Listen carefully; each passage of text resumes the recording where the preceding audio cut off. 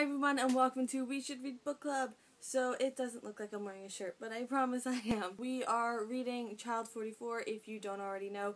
We're working with this new background. I'm sorry the lighting isn't where I want it to be. The sun is not out, so we're just going to try to make this whole thing work, okay? So this is episode 3 of Child 44, and today we're going to be covering February 15th, 1953 to February 16th, 1953. Oh my god, yes, I know. I'm trying to gain more traction, but again, all this stuff keeps happening, and I gotta talk about it, because this is more of like a book discussion, analytical, critical, that's what I want this to be. So it might take us a while to get through it, but if you're reading the book and you want thoughts and everything, I want this to be the place to come. So let's get started. Look, more post-its. This is getting ridiculous. Leo and his crew of MGB agents are headed off to Kiev to interrogate Mikhail Zinoviev and hopefully acquire Anatoly Brodsky. Wind and snow gusted around them with such ferocity that it seems as if they had some personal stake in Leo not reaching his destination. So could this be some foreshadowing? Could this be some foreshadowing to that Leo will ultimately regret going to his destination? As they're traveling to Kiev, there is a horrendous blizzard that's undertaking them, and they are in this like big truck thing that can withstand blizzard conditions, but even then it's becoming more and more difficult to drive. And Leo is traveling with Vasily and his team, and he's sensing a lot of hostility towards him from his team, who's sitting in the back, like in the cold, cold, cold. And he doesn't know if this hostility is because they are traveling in such horrendous conditions or if it's something else. So here is a quote, post-it 10. This is Leo talking about Anatoly Brodsky. Well, thinking. Furthermore, his escape had embarrassed Leo personally, and he was determined to make amends, determined that he should be the one to make the arrest. This wasn't merely a matter of pride, nor was it merely his career that depended upon success. The consequences ran deeper than that. Failure in such a high-profile espionage case might result in claims that Leo had deliberately sabotaged the investigation. Failure to recapture the suspect would further implicate him. His loyalty would be called into question. Check on those we trust. No one was exempt from this rule, not even those who enforced it. Leo wants to capture Brodsky because he could be accused of deliberately sabotaging the investigation and deliberately not arresting Brodsky. And in an ironic twist, well, maybe not ironic for Leo, but he fears the persecution that he would get, the unfounded persecution he would get for deliberately sabotaging an investigation that he did not deliberately sabotage. As Leo's all caught up in himself in not wanting to be implicated in sabotaging something he didn't sabotage, he realizes that they're driving pretty far, so he grabs the map from Vasily, who kind of has a smirk on his face, and he looks at the map and realizes that they missed their turn to Kiev, and they are much more north than they're supposed to be. So Leo yells at the driver to turn around, and the driver isn't that surprised that they missed the turn either, which Leo starts to wonder, did Vasily talk to people? Is Vasily now trying to sabotage him just to get ahead? Leo suspects the driver of improbable level of incompetence. The truck that we're talking about is called the ZIS-151, and it ran off the road while turning around. I wonder how an experienced driver ran the truck off the road while he was turning around. I can turn around to RAV4 and not drive it off the road, okay? So Leo decides to drive because he feels isolated in his unit. He feels the crew and driver have more invested in his failure than in his success. So they enter the city of Kiev, and the book is telling us about how these people have all these superstitions and all these stories that they do thoroughly believe. So we get this little tidbit about Leo. Leo had grown up in the city, and these rural superstitions meant nothing to him. He was baffled as to how their country's ideological revolution had done little to dislodge this primitive folklore. So that's just a little tidbit about Leo. So when they get there, Leo takes out a vial of methamphetamine, and that leads us to post-it 12. From his jacket pocket, he took out a glass vial filled with a small, uneven-shaped, dirty white crystals, pure methamphetamines, a narcotic much favored by the Nazis. He'd been introduced to it while fighting on the Eastern Front as his country's army had pushed the invaders back, absorbing prisoners of war and also some of their habits. There had been operations where Leo couldn't afford to rest. This was one of them. Now prescribed to him by the MGB doctors, he used it repeatedly since the war. Whenever a mission needed to run all night, its usefulness couldn't be underestimated, but its price was a total crash about 24 hours later. Complete exhaustion, which could only be offset by taking more or sleeping for 12 hours. Side effects had begun to manifest themselves. He'd lost weight. The definition of his face had tightened. His powers of recall had faded. Precise details and names eluded him. Previous cases and arrests had become muddled in his memory, and he now had to write notes to himself. It was impossible to judge whether or not he'd become more paranoid as a result of the drugs, since paranoia was an essential asset, a virtue which should be trained and cultivated. If it had been amplified by the methamphetamines, that was all to the good. He tapped a small amount onto his palm, then a little more, struggling to remember the correct dosage. Better too much than too little. Satisfied, he washed it down with the contents of a hip flask. The vodka stung his throat, failing to hide the acrid chemical taste which made him want to gag. Leo is basically a state-sanctioned meth addict. I mean, no wonder everyone is paranoid if half the people, not even half the people, if a quarter of the people who work for the state are on methamphetamines. It's a wonder why everyone is paranoid. And another thing to bring from this is paranoia is cultivated and for the good. So I really think that breaks down into what is the difference between paranoia and reasonable suspicion. Paranoia is unfounded and usually irrational and with nothing behind it. Whereas reasonable suspicion is what you get when you actually do collect evidence or you have a multitude of sources telling you something. They're taking paranoia and trying to pass it off as reasonable suspicion, and I think that's what's wrong. But they're still calling it paranoia, but they're treating it with the same level of reasonable suspicion, and that's where all these lines are getting crossed. Oh, and it's a great thing that we wash the meth down with vodka. A post-it 13 kind of gives us a parallel to right in the beginning of the book. Fresh snow covered everything. Leo was pleased. Outside of Kemov itself, there were few places to hide. A person would be visible for kilometers. Their tracks through the snow easy to follow. I think that is just a parallel from the beginning when we saw the little boy following the cat's tracks in the snow. So Leo and his crew are in Kemov, and they go up to a house because they're basically treating any house like AndCarlyy Brodsky can be in it. So they go up to a house, knock on the door, and an old woman, Leo goes up to the house, knocks on the door, and an old woman answers. He asked the old woman about Mikhail Zinoviev, and she didn't answer. She just kept silent and held him in open contempt.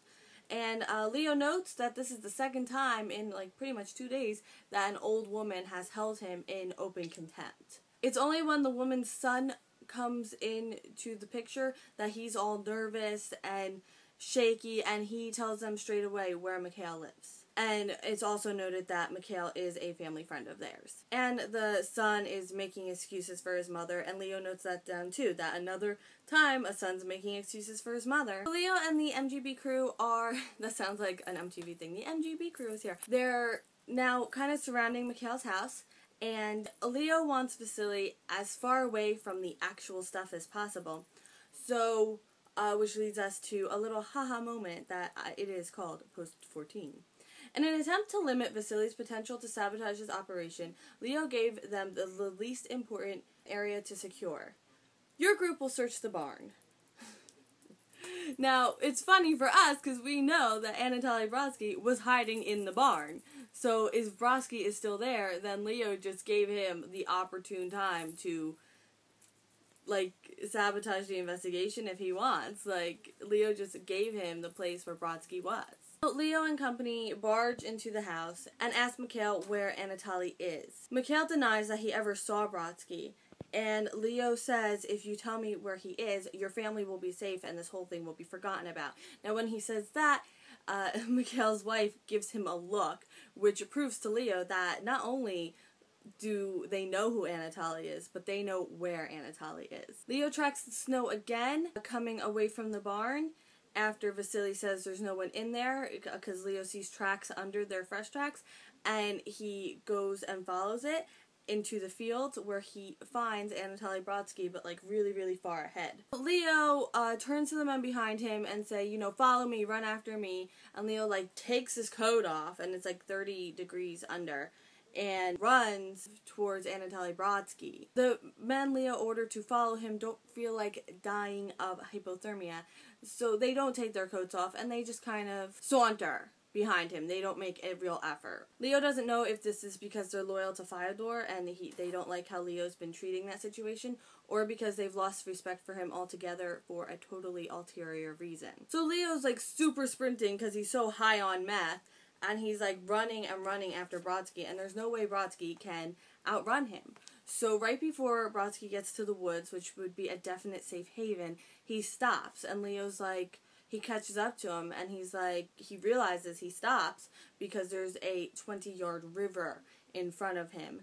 So Brodsky goes to cross the river, and Leo says, "You're never going to make it because the ice is cracking." And Brodsky says, "I'm not trying to." And he, like, pounds the ice and goes right under, planning to kill himself. I mean, isn't it wrong when people would rather literally kill themselves than face authority? That innocent people would rather kill themselves than face authority. Leo gets in the water under the ice and somehow manages to grab Brodsky.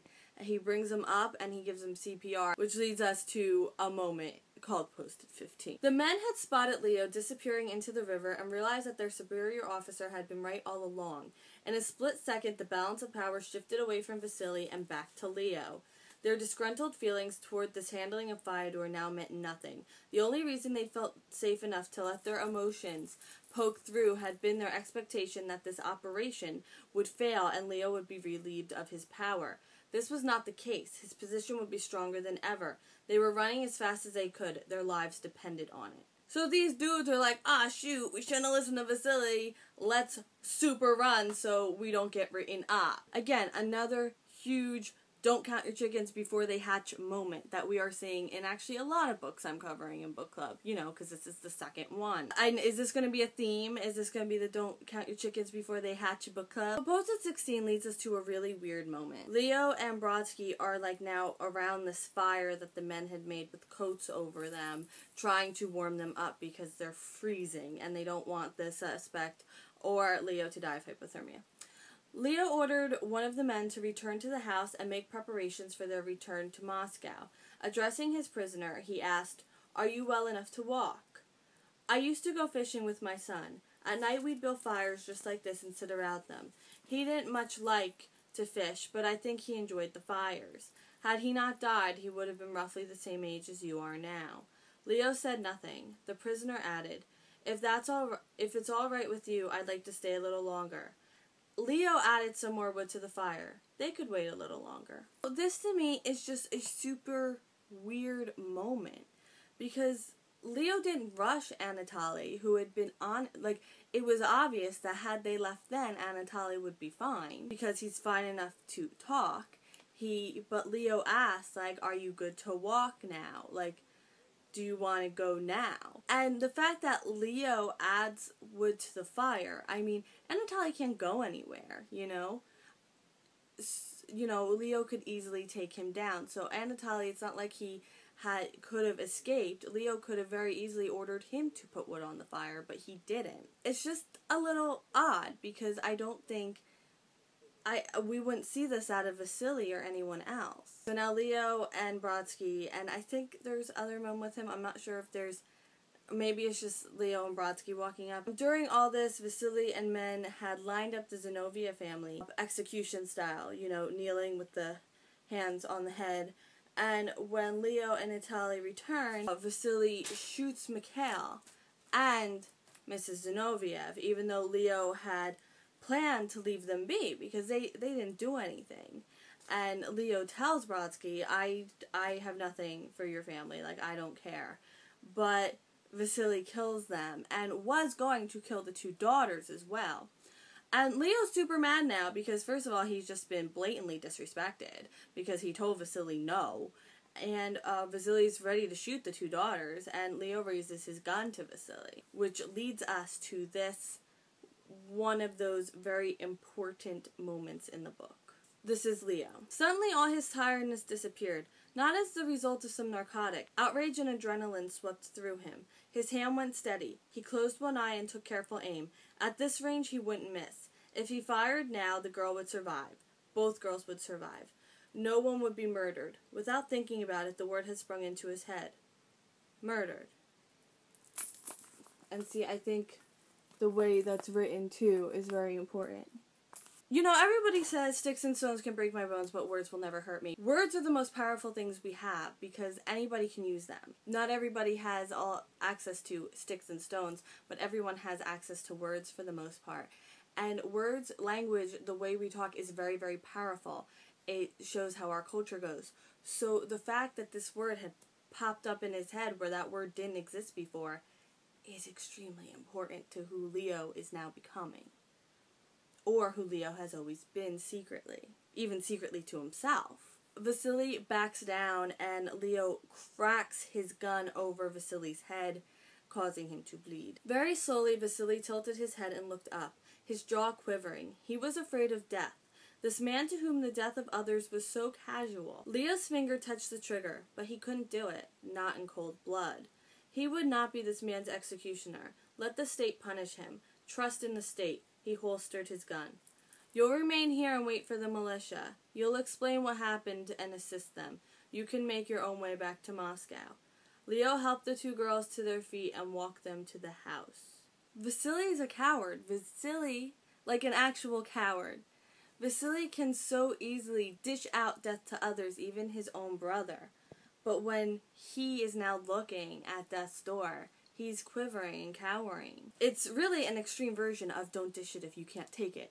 And we learn that Leo has compassion. Taking Vasily out right now, none of the men would talk against Leo because Leo has all the power. Leo could do this and totally get away with it, but he can't. He can't do it in cold blood, even though Vasily is a huge threat to him. Leo takes the girls to Moscow, actually in the seat that Vasily's supposed to be sitting in the truck, and leaves Vasily behind to make his own way back. Be the person you would be if nobody's looking. So we're all truly ourselves when nobody's looking, because there's nobody to impress or de-impress or whatever. Vasily makes tea with all the sugar that he figures the family had for the rest of the month, which is like this little pot of sugar, and then sleeps in the bed of the couple he just executed.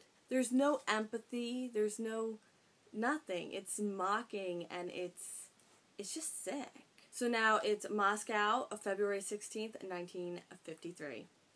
So we learn a bunch of buildings that I think we should go over. The Lubyanka, which is the headquarters of the MGB, is a kind of unsettling building to everyone who passes it. Then there's the state security building behind the Lubyanka, and it's an execution building. It executes hundreds of people a day, like legit. And then there's another building, and it's cramped with prisoners waiting to be sent to labor camps. And then there's the interrogation building that's meant for torture, which is Leftertovo. Leo is kind of telling us about the unsettling feeling the Lubyanka has on the outside public. But Leo understood that the Lubyanka held a special place in people's psyche, representing a place where those guilty of anti-Soviet agitation, counter-revolutionary activity, and espionage were processed. Why did that category of prisoner strike particular dread into everyone's heart? While it was easy to comfort yourself that you would never steal or rape or murder, no one could ever be sure they weren't guilty of anti-Soviet agitation, counter-revolutionary activity, and espionage, since no one, including Leo, could ever be sure exactly what those crimes were.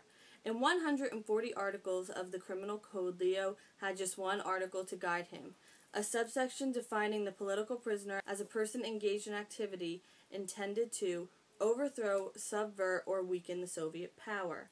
And that was more or less it. An elastic set of words stretching to accommodate anyone from top-ranking party officials to ballet dancers to musicians to retired cobblers. Not even those who worked within the Lubyanka's walls, not even those who kept this machinery of fear ticking, could be certain that the system they sustained would not one day swallow them too. So to this, I have a quick story. I was on Facebook. It was on my cousin's thread. But this dude was like a 56-year-old white guy that I didn't even know. So this dude on Facebook told me, literally told me, that Hobby Lobby opposed the 4 types of birth control because they were forms of abortion. Like, he told me this. He said Hobby Lobby did because they are forms of abortion. And when I provided links to the birth controls in question, proving that they were not using, unbiased sources and, scientific studies, he said, well, do we know specifically these are the ones they're talking about? dude didn't even know what birth controls he was telling me were abortion, And, he stated a fact to me without knowing what he was talking about. Like, he told me that this was abortion, even though he didn't know what this was. My point is, how do you enforce a law so vague? People and yourself don't even know if you're committing the crime yourself. How do you sentence people to death without knowing why? How do you say this is counter-revolutionary anti-Stalinist activity without knowing what really counts as counter-revolutionary anti-Stalinist activity? So Leo gets called into Major Cuseman's office. This is just a little moment I'm going to grab out of that whole thing. There was a poster of a bulbous man dressed in a suit and top hat carrying 2 bags brimming with money. Capitalist clowns! That's what is said on the thing. I have no arguments here. Living in a capitalist society, no arguments here, okay? Just maybe that guy could be like Mitt Romney or something, brimming with the money, because it's true.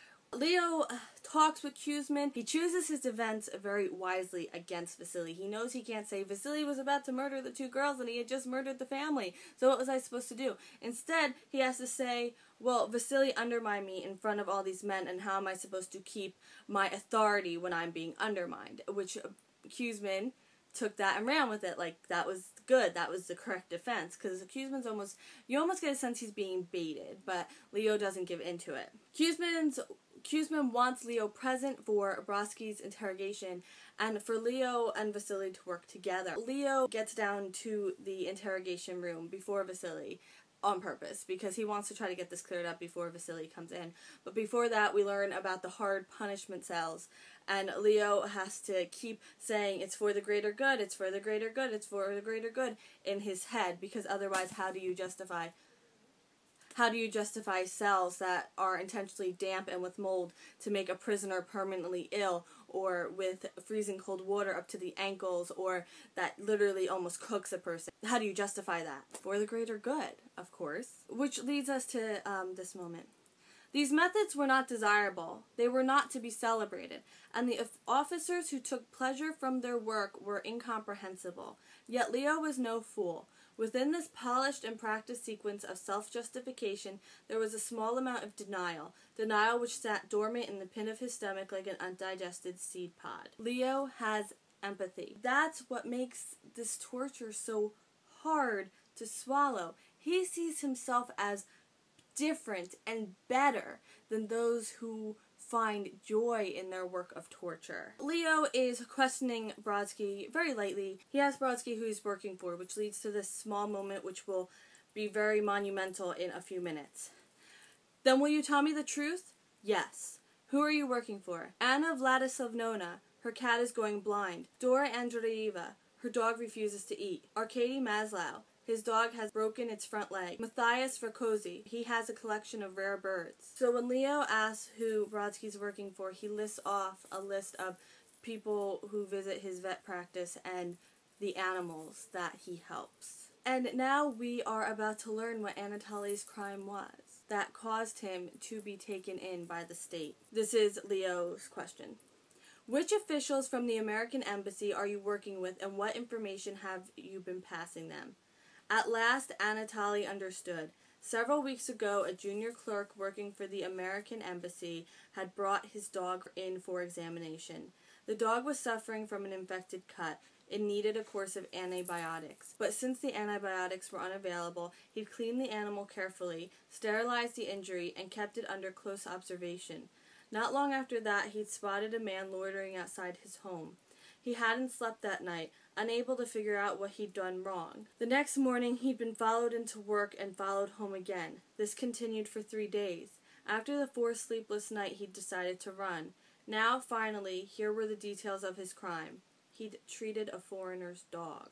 He treated one dog of a foreigner. So remember how I said before in last week's episode that since I'm more aware of the number 106, do I see it more in my life just because I'm aware of it, or do I see it more in my life because it's honestly more present in my life?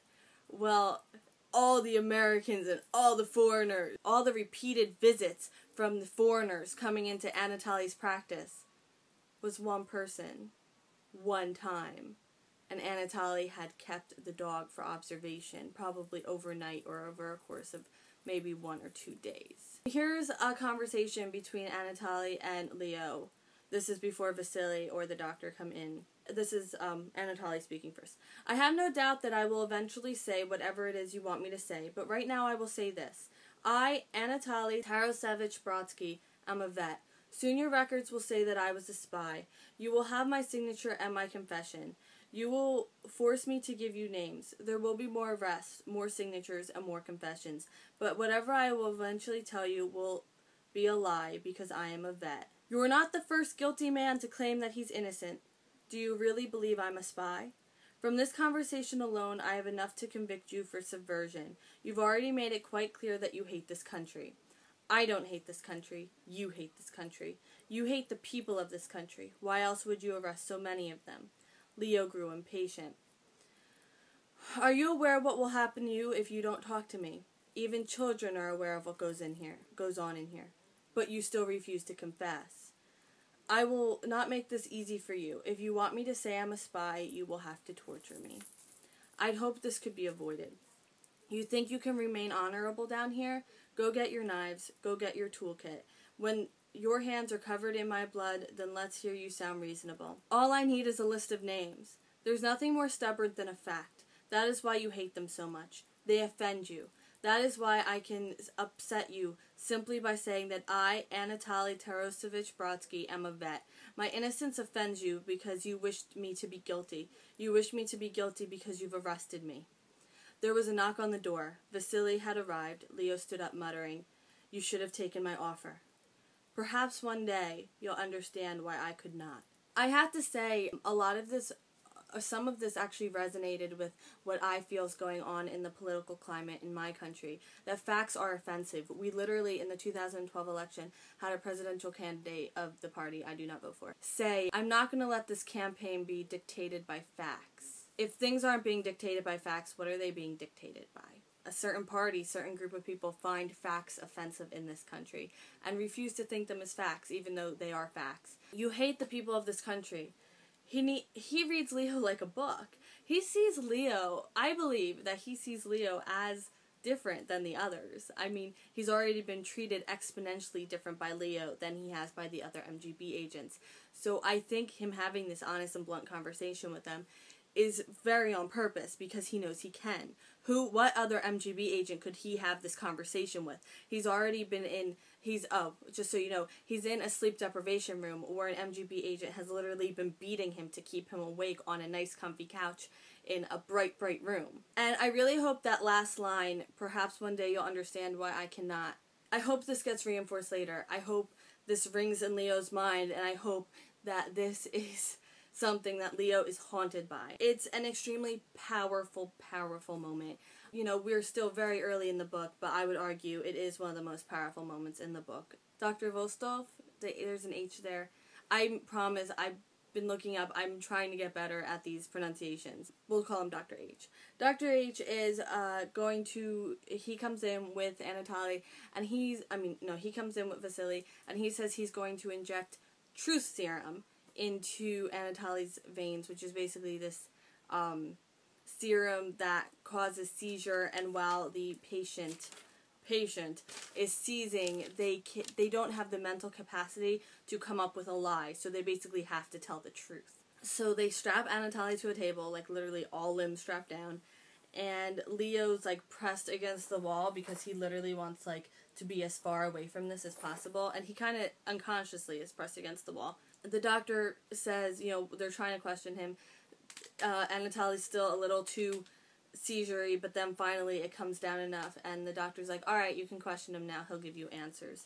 And this happens, and this is the last thing we will be covering in today's episode. This is Leo questioning the seizing AndCarlyy Brodsky. "What is your name?" His lips moved. "AndCarlyy." "Who are you working with?" He was no longer shaking. His eyes rolled forward. "Who are you working with?" There was silence for a moment, and then he spoke, faint, hurried, as a man might speak in his sleep. "Anna Vladislavovna, Dora Andreeva, Arkady Maslow, Matthias Rakoczy." Vasily reached for his notepad, scribbling down the names, asking, "Recognize any of those names?" "Yes," Leo recognized these names. "Anna Vladislavovna. Her cat is going blind. Dora Andreeva. Her dog refuses to eat. Arkady Maslow. His dog has broken its front leg." The seed of doubt, sitting dormant and undigested in the pit of Leo's stomach, cracked open. Anatoly Tarasovich Brodsky was a vet. Anatoly Tarasovich Brodsky was nothing more than a vet. Leo knows Anatoly can't lie in this condition. Leo knows that what just happened proves that Anatoly Brodsky was just a vet. Just a vet doing his job, not a spy. This is, again, the most important part. I'd say one of the most important parts of the book thus far.